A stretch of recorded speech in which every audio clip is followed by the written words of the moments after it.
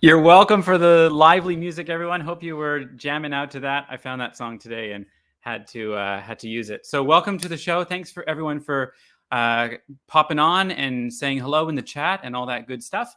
Really excited about today's show to talk about how to charge more. We all want to charge more in our teaching businesses.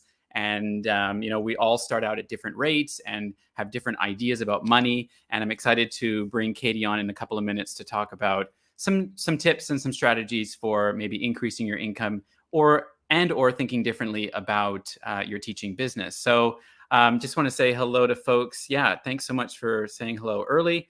Love all states. Awesome. Good to have you here. I've just got your comment here made me laugh so much. Where is it here? Something about margarine. There it is.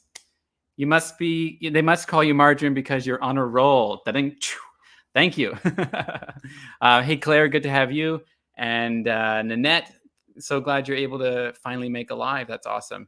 If you are joining from Facebook, like this Facebook user, there is a little link below on Facebook that will let you show your name. You just have to kind of authorize StreamYard to do that. It only takes a minute. If you want to do that, I can say hello to you by name, but good to have you here anyway. Hi, Masangu. Thanks for joining. I see you every week. Really appreciate you joining the lives. Hopefully you're getting value from them. Kathleen's in Michigan. Hey, Stephanie, glad you made it as well. Hey, Claire, and then I've got someone here in Mary, yes, -17 when you woke up today. Don't come to Canada, Tim. Yeah, actually, I was just talking to Katie a few minutes ago before we started, how I would like to go to Canada for a little bit of time just to, experience the seasons changing again, because I just haven't in so long. So it would be nice to, but yeah, maybe not -17. That sounds pretty cold right now compared to Bangkok. Hello, Edward, teacher dude. Hey, Edward, thanks for watching. So if you are watching live, there will be a live chat on the right-hand side. You can say hello. If you're watching this on a replay, meaning that the live has already finished, and you have a question or a comment, feel free to leave it in the comment sections. I do respond to everybody's comment and try to answer your question as best as possible. So feel free to engage as much as you would like. So today we're going to be talking about charging more in your teaching business, some tips around that, some tips for a little bit of WeChat marketing as well. If you are on WeChat and you've got Chinese students, then you'll find some of this helpful as well. So if you've got questions around pricing and things like that, I know that Katie and I can certainly help you to answer those. If you are interested in, this whole going solo journey, I know a lot of people that watch my content are working still with companies. You've kind of maybe hung on to the few that are left in China, or you've found something outside of China, but it may not pay as well. And you know that you're worth more, and you may have some contacts or some students, but you just don't know how to put all those puzzle pieces together. You don't know how to start. You're kind of lacking the structure and the motivation, really, or the sort of roadmap, I should say, to putting it all in place.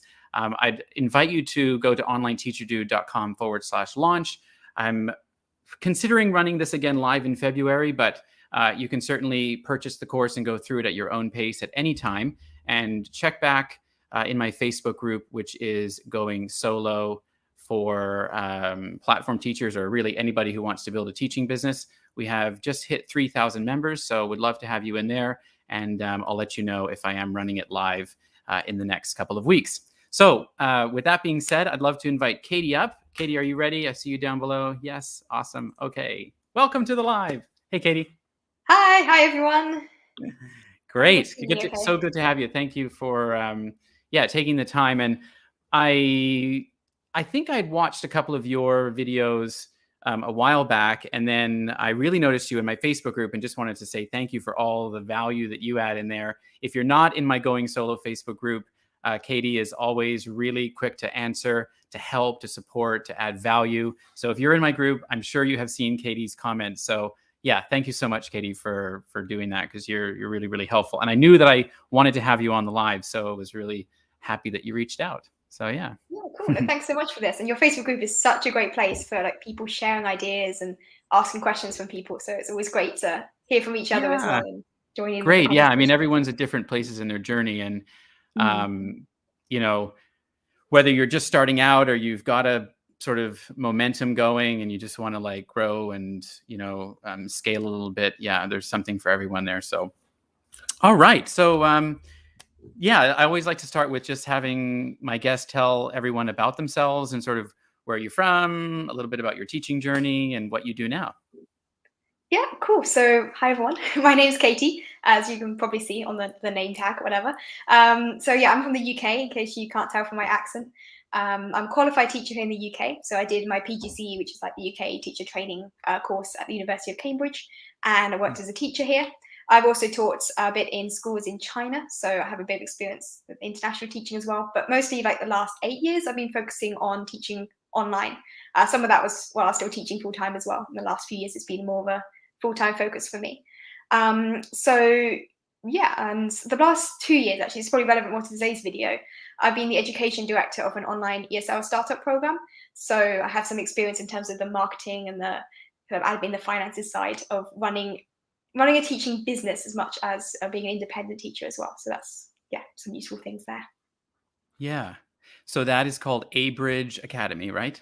Yes, yeah, my business is ABridge Academy, we're a UK company. Okay.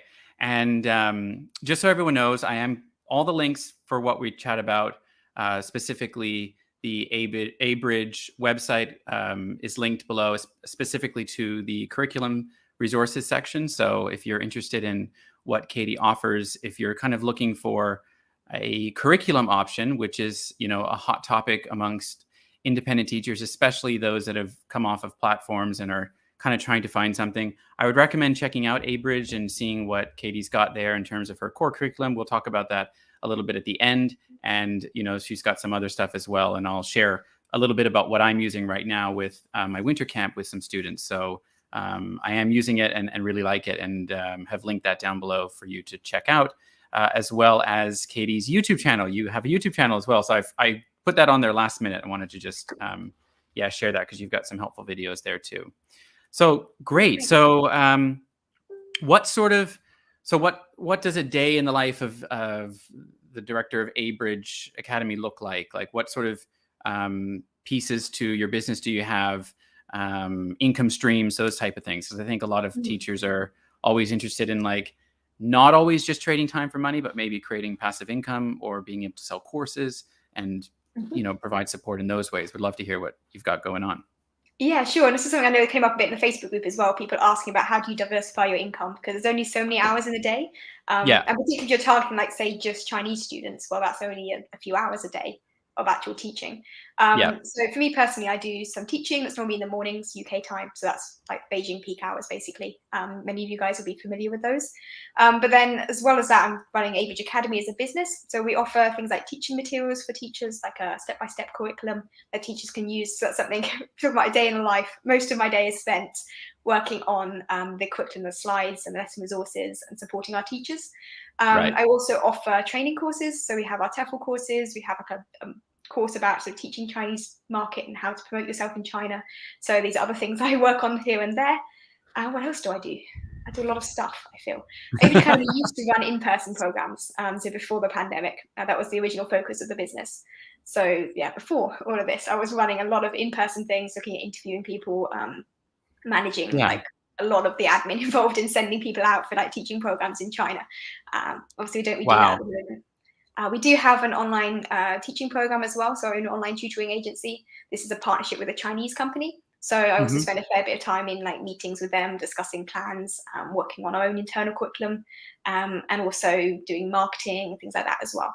So yeah, lots of stuff. But I feel like having a diverse range of income streams is really important as a teacher, because I'm not just teaching my own classes. I also have a kind of teaching agency with other teachers working within like the ABridge Academy, our own TEFL program, and TEFL courses, the courses for independent teachers, the curriculum, all of that. So that kind of makes your business, I think, a bit more sustainable. And kind of you can adapt to changes in the market as well if you've got other things that you're offering. Definitely. Yeah. So I think it's amazing to hear about all that. And sometimes when I talk about like all the things I do, it seems like to someone who's not there yet, so overwhelming and like, okay, so how did you actually do that? Like, did it start with this and then you were like, okay, I can serve in this way, and it was sort of like a building block and it just sort of slowly grew? Like, how, you know, in a sort of nutshell, like how did it grow to what you have today? Was it just working on one thing at a time? Would love to hear like the practical to it as well. Yeah, I think it very much depends who you are as a teacher. For me, like with ABridge Academy, when I first set up ABridge Academy, I was working full time as a classroom teacher here in the UK. So that was like my full time. And anyone who's worked as a teacher, like the hours as a teacher is like 70 or 80 hours a week by the time you add Yeah. in all of the planning and the admin and all that other stuff. So it was very much like, what can I do that's on the side that supplements my not so great teacher salary? Yeah. And works on what I'm passionate about, which is supporting other teachers and inspiring more people to go into teaching as well. So the business Yeah. originally focused on these like in-person programs in China. So I had a connection with a summer camp program in China, which was a kind of teaching exchange program, culture exchange type program. So that kind of just came about because I had that connection, and they're like, "Oh, we really need you to help. Like, please help us with this." And I was like, "Okay, I'll set up a business that does that on the side." And then before I knew it, turns out this small side business was very popular, and so I ended up leaving my full-time teaching job, and with the pandemic as well happening at the same time, started working full-time on that. And then from there, like we expanded across to add in extra in-person programs with other partners. Then one of those asked us about taking things online with the pandemic. That's how our tutoring program got set up. Then we were like, oh, we can't find any teaching resources for our teaching program. Like, what are our teachers going to teach with? We need to make it from scratch. There was nothing out there. Like, you couldn't buy teaching curriculum resources as a small business. You could buy very expensive curriculum. We did speak to a few of the really big companies, like publishing companies, and it's just way out of the price bracket that a small company could afford. Yeah. So yeah, that's when we started launching the curriculum resources, because we thought, well, we're making all these now for our own program.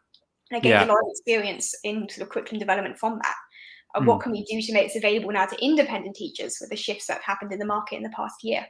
So yeah, it's kind of come about, I think, as a business, it's about spotting those opportunities. So you spot there's a change in the market. What do people actually want? Listen to your customers, and then think, okay, what can I offer? Yeah, I agree.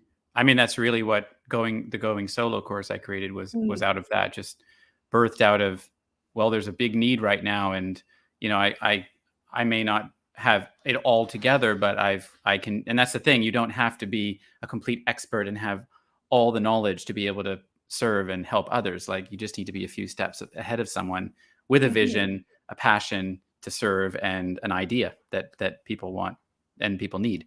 So yeah, I love that. Thanks for sharing that. And also, you speak Chinese, and you're a great resource, you know, just for, and you've lived in China, as I did a number of years ago, but, you know, I've sort of lost touch with, I mean, I teach Chinese students every day, but I feel like I've sort of lost touch with a lot of things in China. But you're a great resource in terms of just navigating, you know, how to deal with Chinese clients and talking about pay and all those things. So that would sort of be a nice little segue into maybe talking about the title of this, which is How to Charge More. And we were talking before, as we were planning this, about sort of, you know, the rates that you've charged and maybe how you've gotten to that place. And I think we all come at the price and what we are comfortable with differently because of where we live, or, you know, just our relationship with money. And now that we're business owners, it's very different because we're actually able to control that.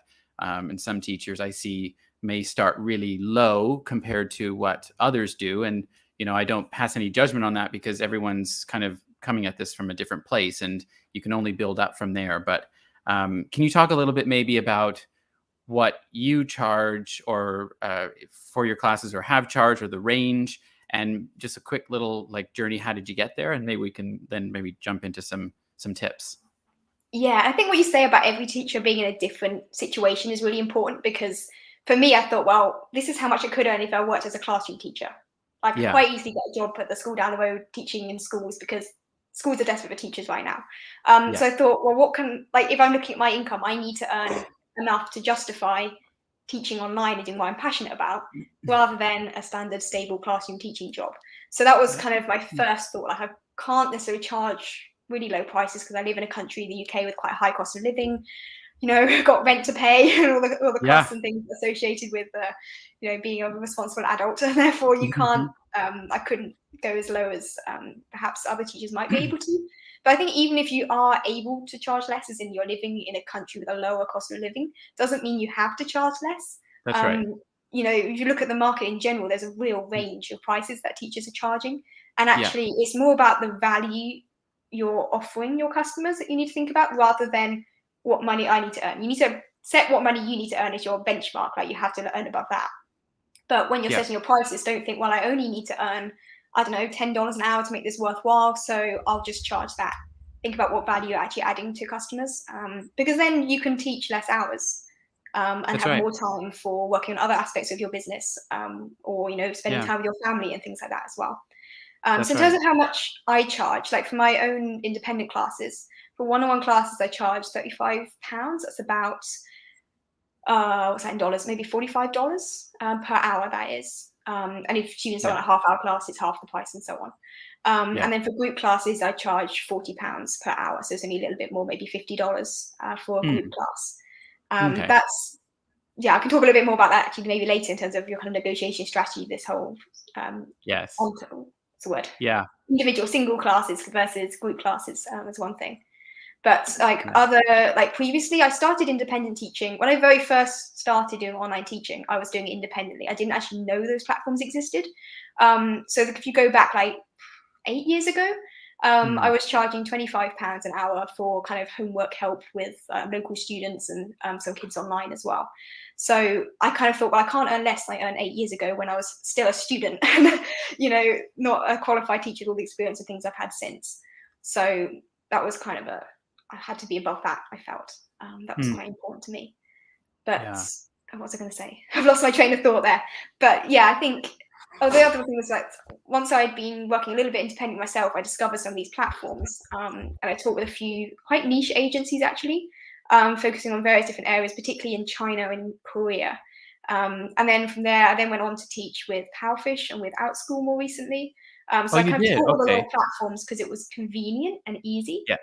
Yeah. And then with this sudden change in the market again, it forced me to go, okay, now I'm going to scrap all of that platform stuff and go properly independent with my teaching again. And at that point, I was like, okay, now I can make this a much more full-time sustainable business. And I've been charging in the past, actually, not so much now because I'm focusing more on different areas. But like I charged for when I was doing interview coaching, which was supporting Chinese students looking to study abroad, improving their English and their interview technique. I was charging between $50 and up to £100 per hour.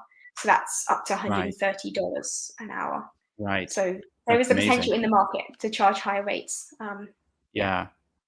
So, thanks for that. Okay, let's get into some tips here. So, let's say a teacher is maybe thinking of two different types of teachers. A teacher they've just started, they've got like 5 to 10 students, and they kind of went a little bit lower because they didn't want to lose those students, which is often a worry. And so they might be kind of sitting at around like maybe less than, I don't know, $30 to $35 an hour, which is definitely higher than what we were paid with platforms. But as you say, and I'll concur, you know, I charge pretty much the same as you, for $45 US per hour. They're more than willing to pay for it. So how can a teacher like that maybe increase? I've got some ideas too, but also, someone that's kind of maybe entering this, they weren't with Chinese platforms, but they just want to sort of think about pricing and how maybe to charge more, like potentially $100 an hour. Like, what's the sort of secret sauce to that? It's probably not generalist ESL teaching, I would guess. And as you said, interview coaching is very niche. So give us some tips there around that if you've got some.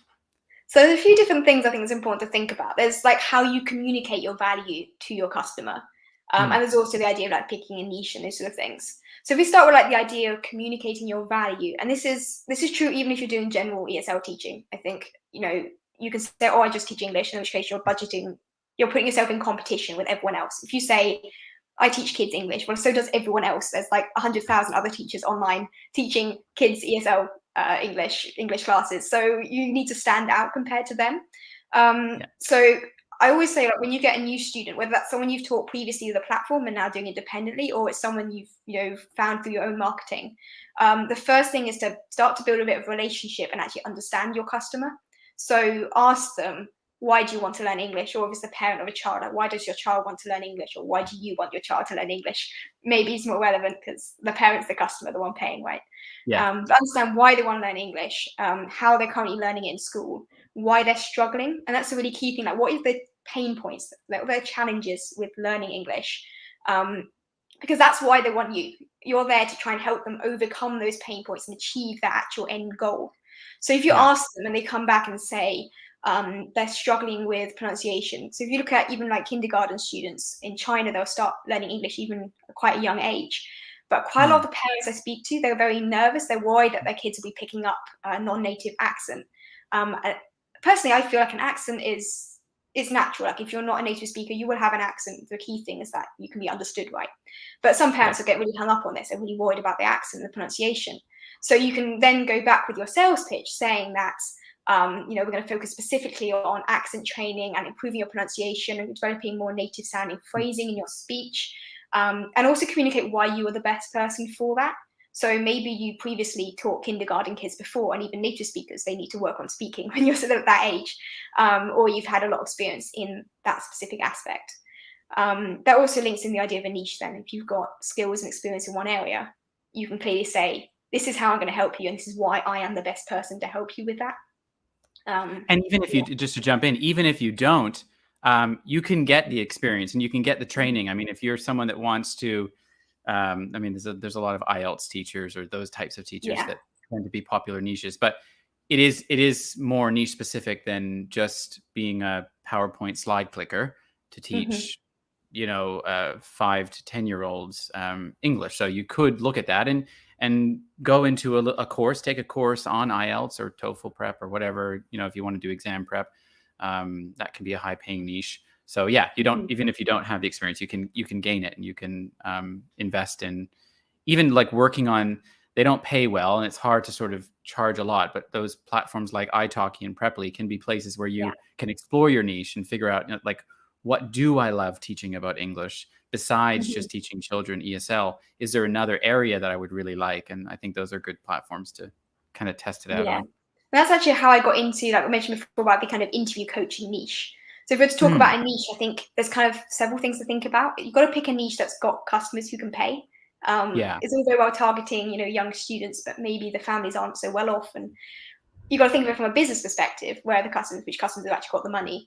And then that your teaching, your coaching is directly helping them achieve some really key goal that's going to help them with their career or help them like in their studies, like you mentioned, IELTS coaching. If you want to study abroad, you have to pass the IELTS exam. So that's so important. They all pay, whatever money they can to get past that exam because it's such an important milestone. And also that links into your previous experience, your qualifications. Like for me with the interview coaching, kids who want to study abroad tend to be more well off. So they're going to have the ability to pay more. You still got to persuade them to pay more, but they have the ability to do so. And then I teach them, how to pass the interview, what the interviewer is actually looking for, techniques. Like actually you teach native speakers, coaching them how to pass interviews, about stating your point clearly and giving evidence to back up your points and explaining your answers like an academic interviews, these sort of things. So I kind of guide them through the whole process, helping them feel more confident, developing their English as well. And it links into my previous qualifications, my experience. Like I studied at a top UK university, Cambridge, so I have that on my CV, which, they're looking to study really there. So, well, I got in, so I can help you get in. And I had previous coaching experience actually with a platform. So I worked first with an agency, which was coaching Chinese students for getting into Oxford and Cambridge. And then work a bit more independently, having had that experience. Yeah. Cool. Would you have any tips for, like, what if someone's sort of maybe accepted a lower price at the moment, but they know they're worth more and they're just not charging what they see other teachers charging? I think, how would you maybe recommend going about that with Chinese clients, raising your prices? Do you recommend it? And if so, how do you go about that? I think that's a really difficult situation. My first tip, we try and start higher in the first place. So if you're like not yet started and you're thinking, okay, I want to charge lower prices initially, and I know I'm going to raise them later, do it by discounting instead. Like, say my normal rate is whatever, but because you're a new customer or I really enjoy teaching you on my previous platform, I'll give you a discount for the first few months of this price. So they Yeah. know it's going to go up later. So they're kind of prepared for it. That's a really good tip that That's one way. I think I Mhm. had sort of said without realizing that I was saying that, but that's a really good Yeah. tip about, yeah, a lot of teachers will give that first parent a discount, and I recommend it. I say, look, yeah, I mean, if you want that parent, you know, that super fan, I call them, to kind of cheer you on and go and yell your name to all their friends, then there's nothing wrong with that. But that's a good way of phrasing it to let them know that, you know, down the road it's coming. Yeah, and then they're a little bit prepared. And even if you've Yeah. already started taking classes and at the time you thought, I'm just going to charge $10 or $20 or something, and then later you're like, oh my goodness, I didn't realize how much extra work is now required as an independent teacher and all the extra costs and things involved. So it's just not sustainable like this. You can still kind of mention to parents, oh, after the Chinese New Year, my prices are going up. Yeah. But for your next package, it's still at this price. Or you kind of give people a little pre-warning that prices will be going up. I would Yeah. recommend not jumping on it straight away. And I don't just suddenly say, "Oh yes, can you pay the new invoice? Oh, by the way, the price doubled." Yeah. Because then you're Yeah, too that's not happy going to with go that. over well. Yeah. Uh, I see or someone if you've just got, going to Chinese New Year sale. Good idea. Yes. yeah, all these things are great. I mean, and I was just thinking, like, I started a few off at a lower rate, but then anyone new that was coming in is at the $45 rate, and I'm quite comfortable with that with what I'm doing. So it's just about, yeah, it's okay to start a little bit lower, but don't go too low, because then it's going to be harder to jump too much. And realize that Yeah. just because you made $17.50 an hour with Palfish doesn't mean that you can't make $40 to $50 an hour as an independent teacher. It's very Yeah. possible. Don't You accept also 20. remember, like those platforms were charging parents Absolutely. maybe That twice what too. they quoted Yeah. you. Yep. I mean, Yeah. I had one parent say, "Oh, that's cheap. That's $3 an hour less than VIP Kid." You know, whereas a lot of teachers do face parents that say, "Well, you're not VIP Kid. You can't do this, this, and this." And going back to what you said about communicating your value, that's what Mhm. Love All States writes in there is a good tip. Yeah. Is, you know, letting them know that, yeah, that's, you're not backed by venture capital and all these investors, but you offer this, this, and this that's Mhm. unique, and I you think have. you can be more customized then as well. Like you're no longer teaching the mass market company. A mass market company has to like pitch to the mass market. So they're just saying we teach kids English. Like if you look on Mhm. VIP Kid, that's basically their advert. We teach you English, yay. But you can have that more customized value proposition and really focus on what your customer actually needs and what your students really need to focus on. So that Yeah. customization is quite unique as an independent teacher. And there's Yeah. still ways that you can get a lot of what the platforms were offering. Like Yeah. you can buy ABridge Academy curriculum, but you can buy professional Yes. curriculum resources, which means you've got Yeah. those And there's a costs lot right of, as one.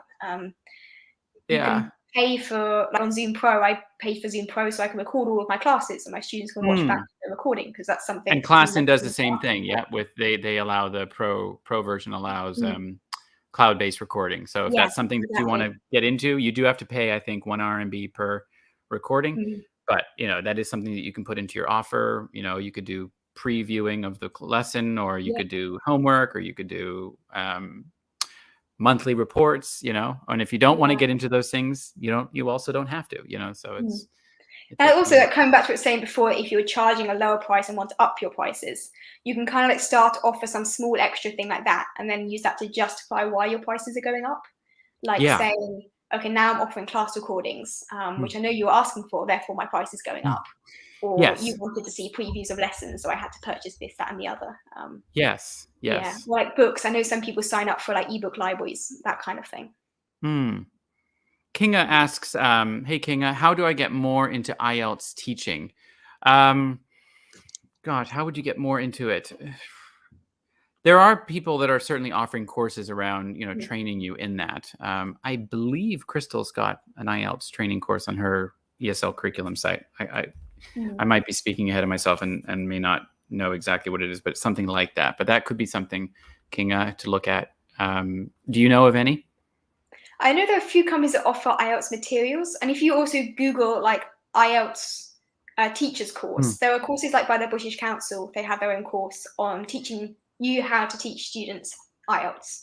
which I think is Cool. probably a good thing to do, like a proper, like you do a TEFL course, you could do the same sort of thing Yeah. with the IELTS teaching course.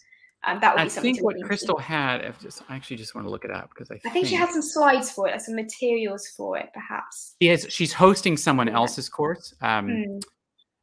And I think it's IELTS. So I think Kinga, you might have an account. If I remember correctly, you might be using Crystal Clear. I can't remember, but anyway, I think she's got something on there. So, all right. Let me see here. Kim says, yes, looking for group lesson material. Can you please recommend where I could find this? And also looking to find the IELTS material and where I can find the updated topics for IELTS. Yeah, I mean, I think Off to Class might offer IELTS. Yeah, I might recommend them if you want IELTS prep stuff, actually, after class. Off I've to not Class. seen the IELTS materials, but I've seen they have a lot of free stuff, like for adults. Yeah, I subscribed to them for a while for one student, and I don't anymore. But definitely they've got like TOEFL prep. I'm almost positive they got IELTS speaking, I'm sure reading, they have IELTS, yeah. writing. So that would be a good teaching resource for your classroom. But yes, Crystal's got, okay, so ESL yeah, she's got IELTS. She's got an IELTS course there. IELTS Made Simple. It's hosted, yeah, she's hosting someone else's. So that would be a resource you could look at. Kinga says, I have IELTS materials. Okay, cool. IELTS, don't know. IELTS, IELTS. Kinga says, I have IELTS material on off class, but Katie, I used your curriculum today. Awesome. There you go. Very cool. Yeah, I think she commented on your post. Okay, I want to get into, maybe because we're kind of nearing the end, maybe a little bit of brief, like you're very proficient on WeChat, and you might have some ideas for teachers that are on WeChat that might have like some groups set up. They're kind of engaging with the parents a little bit, using it to sort of send links and things too, but outside of that, maybe not so much. Do you have any tips for WeChat marketing to grow a little bit? Because I think at this point, a lot of teachers are nearing the end of their packages. And I think it's so important to keep the funnel moving, keep people moving through to kind of stay connected with you. So what could you offer us for some tips on WeChat? One thing I would say, firstly, WeChat is similar to WhatsApp. If you want to think of like a foreign equivalent, it would be something like WhatsApp. So it's started at least as a private messaging platform. So always bear that in mind. Like WeChat marketing is all about how you can work with your existing customers and grow through referrals more than it is about like viral marketing. Particularly if you have a non-Chinese account. So if you're Chinese, you can access a few other features on WeChat. Like they have a video channels feature, and they have like WeChat official accounts for businesses and stuff, which can be shared more. But as an individual, particularly someone who's not Chinese on WeChat, you can only access individual chats, group chats, your WeChat moments, and a few small features like those. So my recommendation is focus on referrals from your existing students. And even if you only have 1 or 2 students, if one of those becomes, like you're saying, about a super fan who then recommends you a lot more, that is enough to get your business started and then grow from there. And referrals tend to kind of snowball. Like once a few people start referring you, then people refer you to their friends. The next thing you know, you've got like hundreds of people contacting you or something. I mean, not hundreds, but you get quite a few. Yes, you could actually. It's like once it starts, you can fill up really, really fast. Yeah, exactly. And I think in terms of how to encourage that, there's a few different strategies that I used myself and also like with our business. So one was about using refer a friend posters. So we sent every single student their own individual, we call it a gift card. So we didn't say give your friend a free class because everyone's giving out free classes. It was called like especially a gift card, and there was a space for them to write the friend's name on it, and it had their little unique code at the bottom so they know who referred that friend. So basically it's a ticket for a free trial class. And then the friends would then send us a message with this little ticket so we knew who their referral was, and they get a free class. And that was quite a good way because we did it around like Chinese New Year and other times like that during the year. And parents loved it because it's like you're giving a gift to your friend rather than it being here's my referral code, sign up kind of thing. I like that. So that was quite successful. The other thing I think is quite good to do is have a WeChat group chat. I think most people have this. I don't mean joining other group chats. I think actually that's, if anything, something to kind of avoid. Those chats tend to get quite spammy. You're never going to get in a legit parents group chat. I'm going to be honest. Like, imagine a WhatsApp. if you're a parent on WhatsApp and you're in like your kids' school's WhatsApp chat group, you're never going to invite your kid's private tutor to join that WhatsApp group. And it's the same in China. They're not going to invite you to join a legit Facebook, a legit WeChat group for parents. But instead, these kind of referral friend posters, they'll share those on your behalf in those groups instead.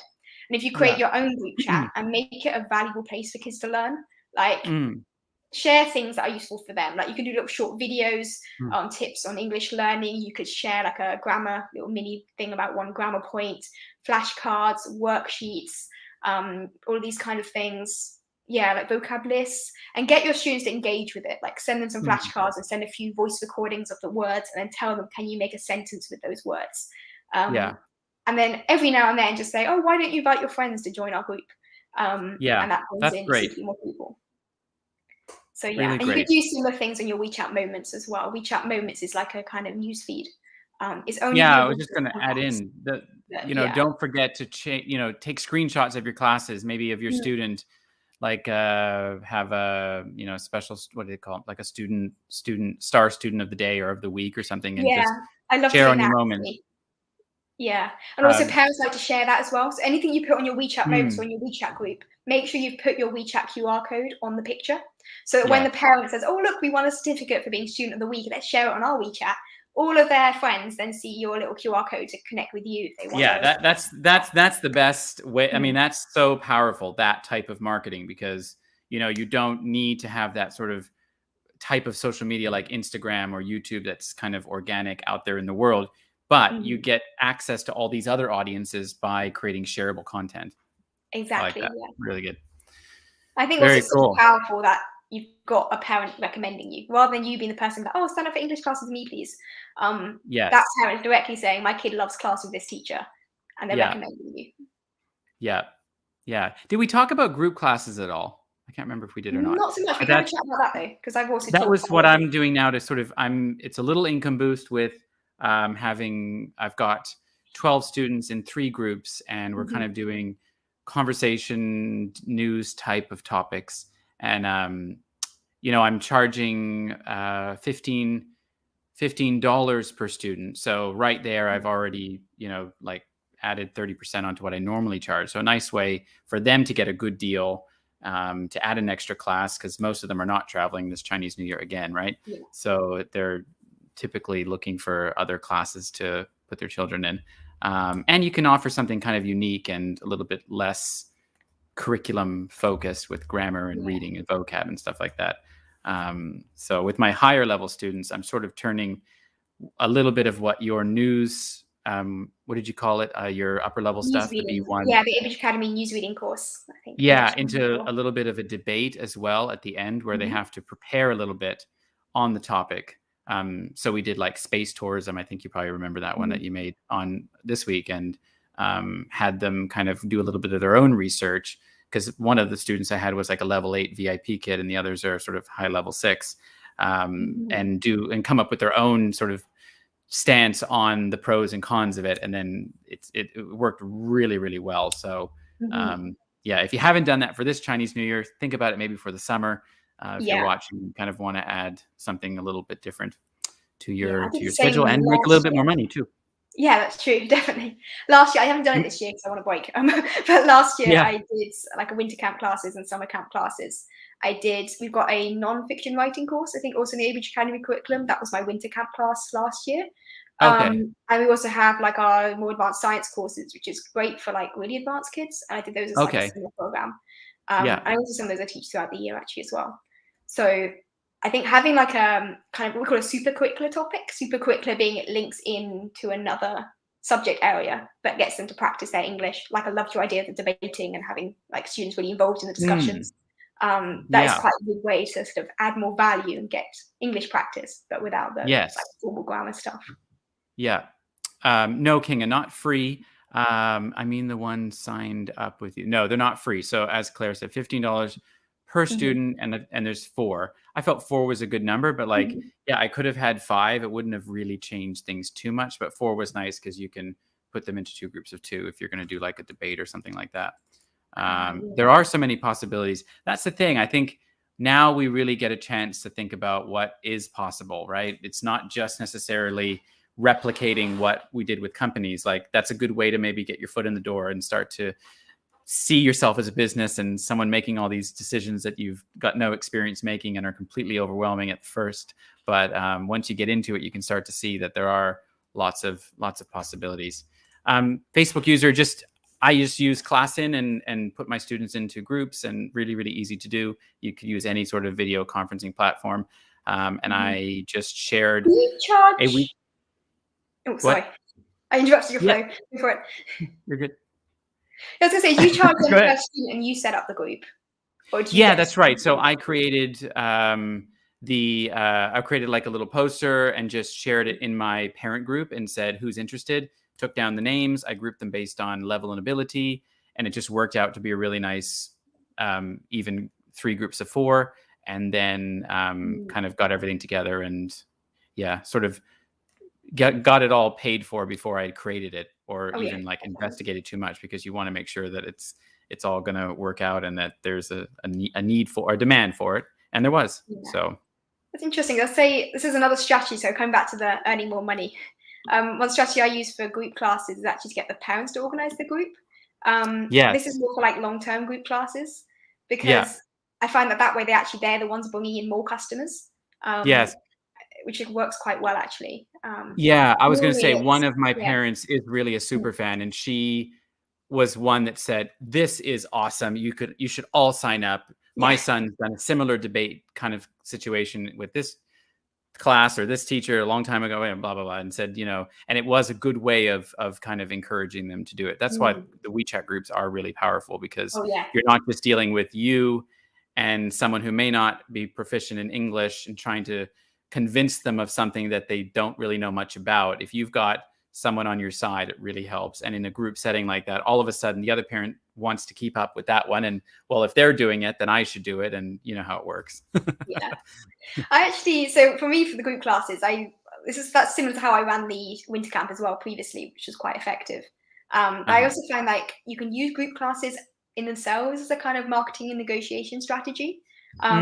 So sorry, we're going to another kind of bit of the topic, but one of the things I noted down is something we could talk about a bit, was to do with how you can negotiate by offering a group class rather than a discounted class. So normally for me, it's like a parent contacts me, or maybe they're being referred or whatever, and they say they want classes for their child, but I say, it's £35 an hour, and they immediately say, I can't afford anywhere near that. So rather than me knocking down my price or telling the parent to go away because we can't come to an agreement, instead I say, if you put together a group, you can split the price between all the parents in the group. So that means they're the ones who have to start out the group. It's not me. So I don't have any of the stress about trying to connect people at the same level or whatever. It's up to them. That's really great. And they tend to like pick a few kids who are in the same class as their student anyway. So they're all at the same level. They're all friends. They all know each other. And that also means like for the parent, they have control over who's in that group. So they don't, sometimes you sign up for a group class and suddenly you turn up and there's 10 kids and think, oh my gosh, my child's not going to have any individual attention. They still got all the control on that, but they can like half or third the cost of the class by inviting 1 or 2 friends instead. For me, it means that I have a fixed price I get for that class.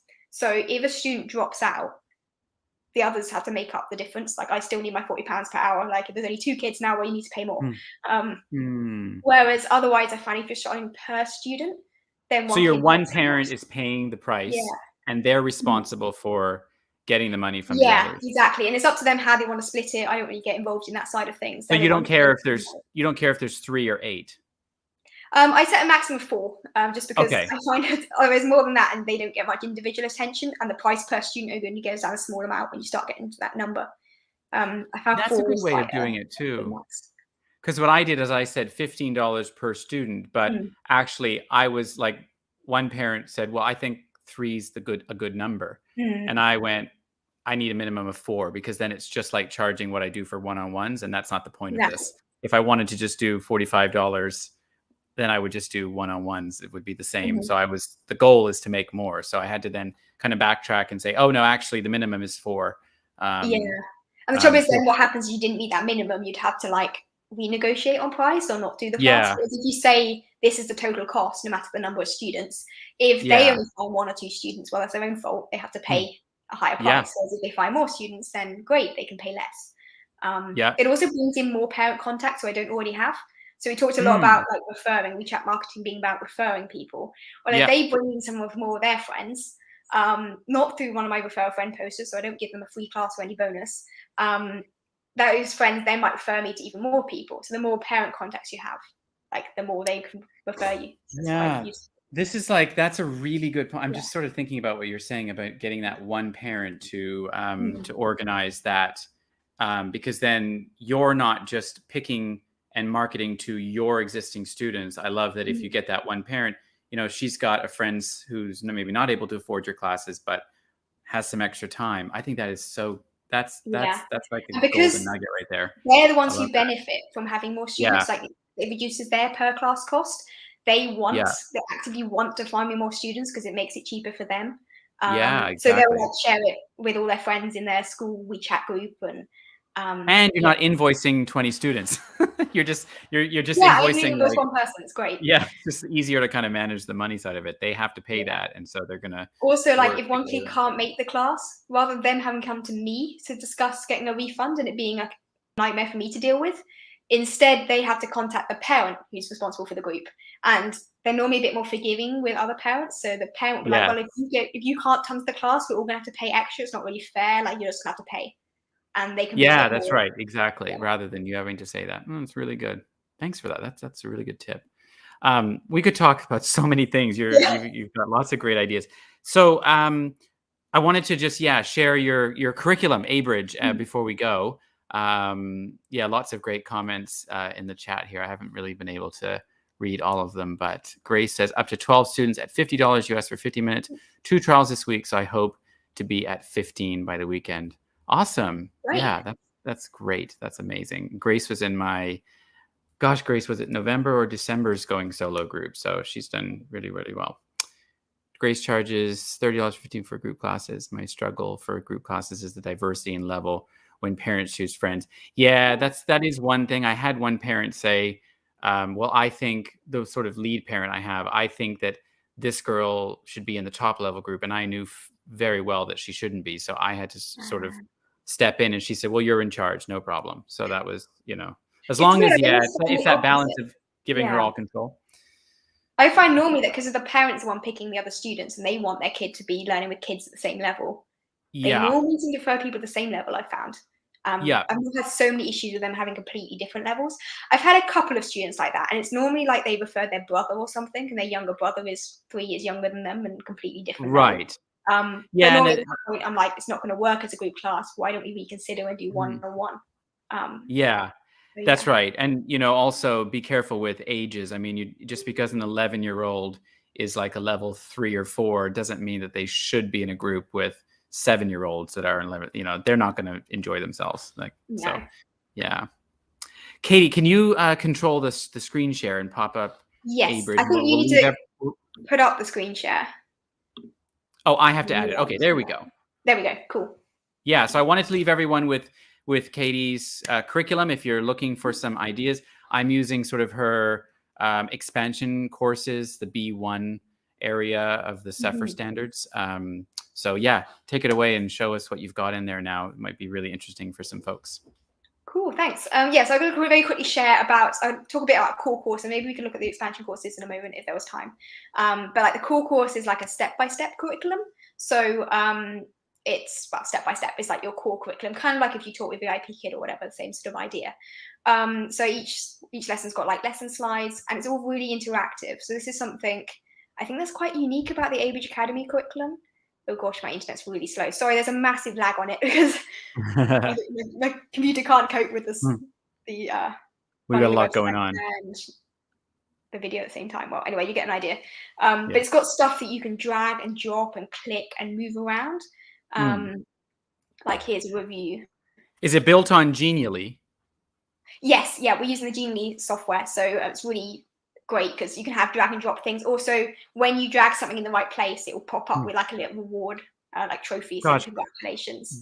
That software is amazing. It really is. Yeah, it takes a lot of work to make the slides. Yeah, it takes a lot longer than like the PowerPoint slides. I think if you're using the English News one, that's in our old Google Slides format, so it's a bit boring. This is a lot more fun because kids can click on stuff. I don't think this Yeah. one's got drag and drop example, but you can drag and drop and move things, Okay. which is quite helpful. And then we also have like useful downloads and stuff for the lessons. So, it takes a long time to make homework sheets and stuff. So instead you can it's all ready to go. So there's a homework sheet, there's vocab flashcards. We're starting to roll out lesson previews, which are like a short section of some of the slides, like vocab slides mostly, an example dialogue with like an audio recording for each bit. So you can send that to students beforehand. So that's a quick look. This is the core curriculum, and it's using, you mentioned the CEFR levels, which is Common European Framework of Reference for Languages. So it's quite helpful if you want to use like placement tests online. There are loads of free placement tests for the CEFR levels, and that can help you figure out where your students are and link it in with other resources you're using. So we've got lots of A1 level stuff, and we're just getting started on level A2, which is like pre-intermediate. So that's kind of VIP kid 3 to 5 maybe. Yeah, I would say so, from what I've looked at. The couple questions, cost, I think it's about £7 or £8. Yes, yeah. So there's two options. There is the core curriculum only, and then there's what we call the ultimate curriculum package. I might be able to pull that like, up. you might as well get it. She's got it at such a low price, like $1 Yeah, we more. also have a new free tier as well. So if anyone wants to just try it out, you can access on the free tier a limited selection of lessons across all of the courses and all the different levels. Yeah, just pop over to the B1. So this is kind of, a lot of teachers are looking for that level 5 and up, and it's hard to find stuff for those kiddos that are like level. I might show you this one. I think it's the one you're using, right? Yeah, so this is where I got some ideas from, and some resources, because Katie's got like the news article that you can send to the students in advance, and the topic already there. So you can kind of go through and find lots of different things about. And this is how I marketed it as well. I said we'd be talking about nature and environment, 3 categories, and we'd be choosing from those: nature and environment, health and medicine. And the kids really love the space stuff. Yeah, I had loads of kids. I actually used to teach these classes on OutSchool like a year or so ago. And it was really popular, and the kids loved space. Every week it was like, can we do a space topic again next week? And I'm like, there's only so many space topics that we can cover in the news. Before I forget, because someone is going to ask me in the comments, can this be used on OutSchool? Yes, it can. Okay. So something that's quite, not completely unique to ABridge Academy, but something compared to like textbook curriculum. It comes with a commercial license as standard. So you can use it on OutSchool, italki, Preply, like any of those platforms, or your own independent teaching. You're allowed to advertise that you're using it, like take a screenshot of a limited number of slides and say, this is what the curriculum is. You're allowed to not say that you're using it and just use it as if it's your own resources. That's great. You can't claim it's completely your own, but... would work on Classin. Yes, it does. Yeah, use the browser. I would recommend not screen sharing. The browser tool on Classin doesn't allow students to directly interact. They're like dragging and dropping or clicking on things. Right. So if you want that, then I would recommend Zoom. Perhaps. Yeah. Or in Classin, you've got the screen share. I find it really clunky, the Classin screen sharing one. That does it's terrible. I never use it. Yeah, it's terrible. Yeah, it's awful. What's the best platform to use this with? Interactive features. You said Zoom, probably. I don't use Zoom anymore, but my absolute favorite is Koala. Okay. It's called Teach with Koala. If you look on the ABridge Academy website, we've got a guide to teaching on Koala with these kind of interactive resources, so you can have a look into that. And it's like a whole virtual video game style environment. Like, it's really cool. And kids can walk around this like virtual environment, and you have whiteboards on the sides where you can do activities. And it has what's called a co-browsing tool. So co-browsing is a bit different to normal screen sharing, because on co-browsing, they can click and interact with the website exactly as if it's on their computer as well. So you can load up the slides and they can easily directly interact. Whereas on Zoom, you have to give the mouse control to the student. They have to accept the mouse control, then they have to move something, then you have to claim the mouse control back. It's a pain. Okay. Is it available in China? I feel like someone... Yes. Yeah. So it is available in China. Koala is. Although it kind of runs slowly. I've heard some people say they needed a VPN. Some people say they didn't. I don't think you actually need a VPN, but I think it's just a bit slow sometimes. And the only major issue is only available on computers, Koala is. They're working on an iPad app, but they don't have the co-browsing feature yet on iPads. So that's coming soon. Whoops. Sorry, were you... I was changing the view there, but it knocked your thing off. Anyway, we'll leave the link there. You can actually... I made a short link to my website /ABridge, just to make it easy. So it'll take you right to the curriculum section, and you can check out what is there. So yeah, this has been amazing, and we're way over time, but I really enjoyed chatting with you, Katie. Thank you so much. Yeah, really appreciate you coming on and giving up an hour of, what is it now, 4 o'clock? Yeah, something like that. Okay. Well, thank you so much. It was really great to chat to you. And yeah, I'm glad to hear you're enjoying the resources. And I hope this was some useful tips for people on how to earn more money. As you mentioned, I'm always on Facebook and stuff. If people ever have any questions, I'm always around. And you sign really up are for a great free trial resource. ABridge resources if you want to check those out. Okay, awesome. Thank you so much, Katie. And I'll drop you out here. Have a wonderful rest of the day, and we'll see you around in the online space. Awesome. Thank you. Thanks, Katie. All right, that was really awesome. Thanks, everyone, for your questions. Sorry if we didn't get to them. We're just a little bit over time here, but I will go back and have a look and see if there's anything else that is that hasn't been answered and stuff. So yeah, thanks for being here, and I'll let you go. Have a wonderful rest of the Monday and rest of the week, and I will see you back here next Monday for hopefully another interview, same time, same place. So happy teaching, everyone, and we'll see you next time.